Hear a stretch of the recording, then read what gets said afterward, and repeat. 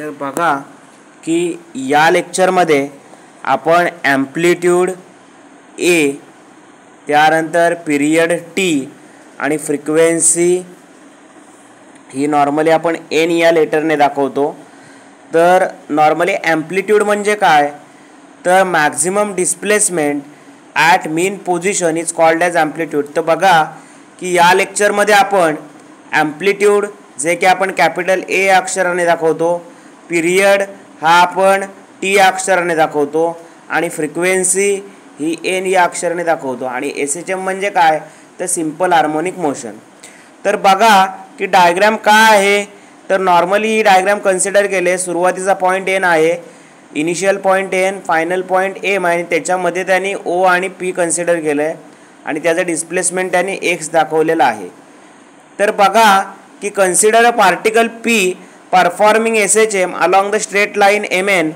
The center O of MN is the mean position of the particle. The displacement of the particle as given by equation 5.12. तर normally डिस्प्लेसमेंटचा formula काय आला आहे, तर x is equal to a sin into bracket omega t plus phi. The particle will have its maximum displacement when sine into bracket omega t plus phi. बघा की डिस्प्लेसमेंटचा formula आहे x is equal to a sin into bracket omega t plus five.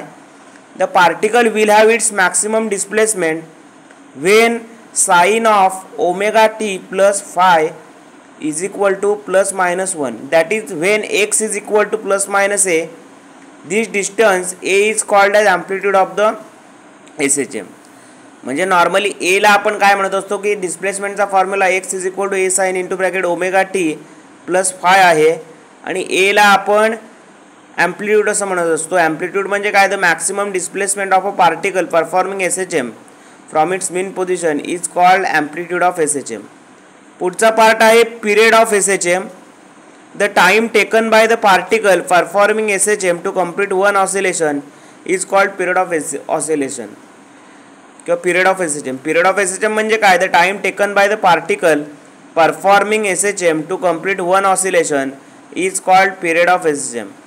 Displacement of the particle at time t is given by x is equal to a sin into bracket omega t plus five.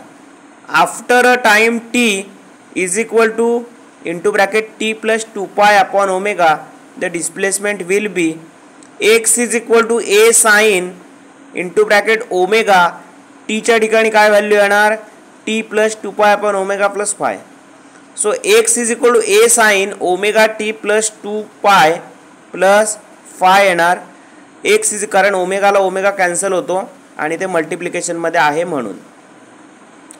त्यानंतर बघा की x is equal to normally ओमेगाने आतमध्ये multiply करून घ्यायचं आहे, omega T होणार 2 pi omega upon omega plus pi omega, अशा पद्धतीने ते होत राहणार. आता बघा की x is equal to a sine into bracket omega t plus five.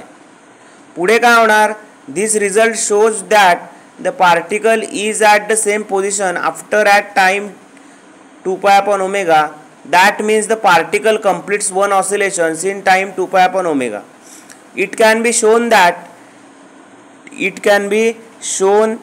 that t is equal to small t is equal to capital T is equal to 2 pi upon omega is the minimum time after which it repeats. Hence, its period t is given by t is equal to 2 pi upon omega.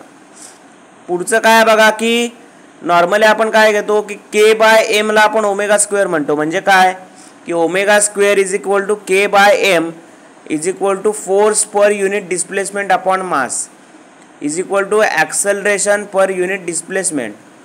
So t म्हणजे time period, t is equal to 2 pi under रूटमध्ये acceleration per unit displacement. So तो formula काय आला, t is equal to 2 pi under रूटमध्ये m upon K.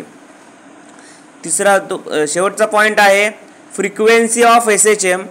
The number of oscillations perform by a particle performing SHM per unit time is called frequency of SHM.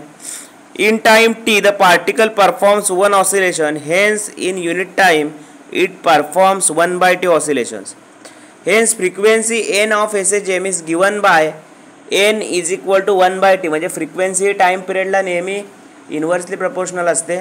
N is equal to 1/t म्हणजे time period वाढला की frequency कमी होते, frequency वाढली की time period कमी होतो. असं इन्व्हर्सली प्रपोर्शनल, एक वाढलं की दुसरं कमी होतं. तर N is equal to 1/t. मग तो फॉर्म्युला होतो ω/2π. सो 1/2π अंडररूटमध्ये k/m. हा त्याचा फॉर्म्युला आहे. म्हणजे विद्यार्थी मित्र बघा की ॲम्प्लिट्यूड ए, पिरियड टी आणि फ्रिक्वेन्सी एन ह्या लेक्चरमध्ये आपण इथेच थांबतो. इथून पुढच्या भागामध्ये नेक्स्ट पार्ट